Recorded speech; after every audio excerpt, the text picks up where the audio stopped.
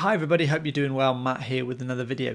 Today's video I want to talk about filming more than skiing. I want to share with you some things that I've been learning, that I've been practicing in the recent couple of days in an effort to become a better video maker, so that in the future when I am doing things about skiing and being in the mountains, it's a better, richer visual experience for you guys, the viewers. The moment I started this channel, everything was sort of self-taught. Everything was pick up and just try and film.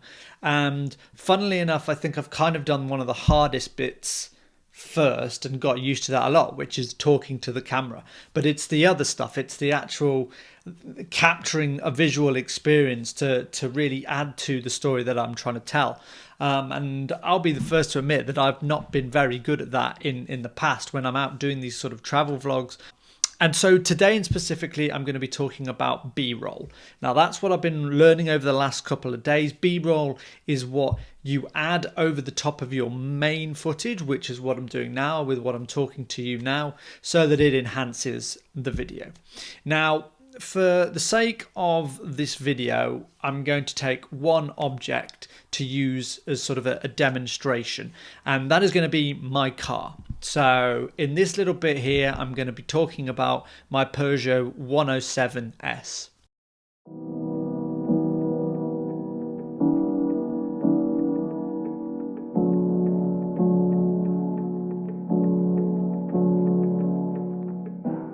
So this is my red Peugeot 107S. That's S for Sportium, which doesn't really mean a lot for these type of cars because they're not very powerful cars. But what these cars are a really good little get-around car. I've had my car now for a little over 18 months. Bought it at the start of the lockdown when I came back from Japan. It was already pre-owned. It had 35,000 miles on the clock roughly. A car which has done me well. They're very easy to maintain. There's not a lot of problems I've had with it at all. In terms of the economy as well, it's great, and I would recommend anybody getting these cars because they're really affordable. Okay, so this is by no means an audition for the Grand Tour or to be on the Top Gear. I'm no Jeremy Clarkson, but what I want to do now is I want to just go back through the shots that I captured of the car whilst I was doing that little talk over there for you, and just explain each shot in terms of like what they are and sort of how I've learned and was trying to apply them. The first few shots there, I've got an establishing shot, a vertical pan, and then I just did a still shot.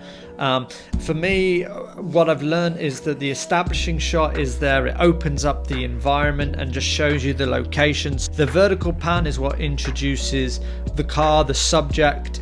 Then we've got a moving shot, which I just wanted to put that in a sort of being creative, again, sort of showing a bit of a different way in which the car is in that video. But then I put in what is known as a cutaway shot. So this is something which I want to, I guess, sort of like push to you guys in this situation, which is showing the sort of the light color on the interior. That's something which just came with the car actually. Then I went into something called a sequence shot. Now that's two shots of basically the same action, doing it from different sides. So there's a wide version where I'm stepping up to the car and I'm going to open the door handle, and then quickly I switch to a close-up shot of me doing the same thing. After that, I've experimented around a little bit with the level in which I've actually filmed the vehicle, some high, some low. I'm again chucked in the second half of that movement shot just to sort of bringing the car back to you front and center, and again sort of mixing with a little bit of the composition of when that's been filmed. So I think this is something that they call a framed shot, whereby I'm putting the subject, which in this case is the car, front and center.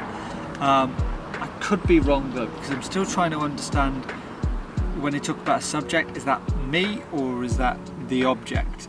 I think it might be the car, so let's try it a different way. This is definitely the better frame shot, that one there, because it is putting the car, which is the subject, in the center for you to see. And then just finishing off there, that is something which is known as a dip shot. So I'm pulling back from the car into a darker color, which in this stage was just like a wooden plank I had on the ground, as a way to end the video.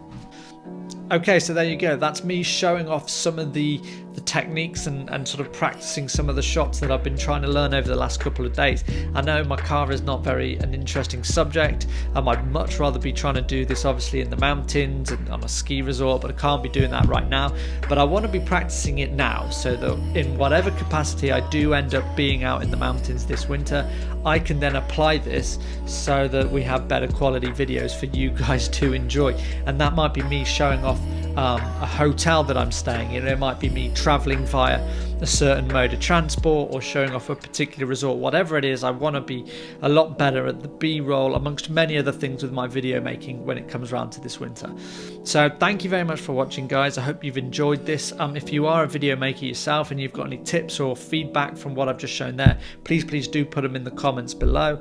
Any questions that you have for me, of course, put those in the comments. But if you really enjoyed this video, guys, please like this video, subscribe to the channel, and yes, leave a comment. I look forward to reading all of those after this video goes.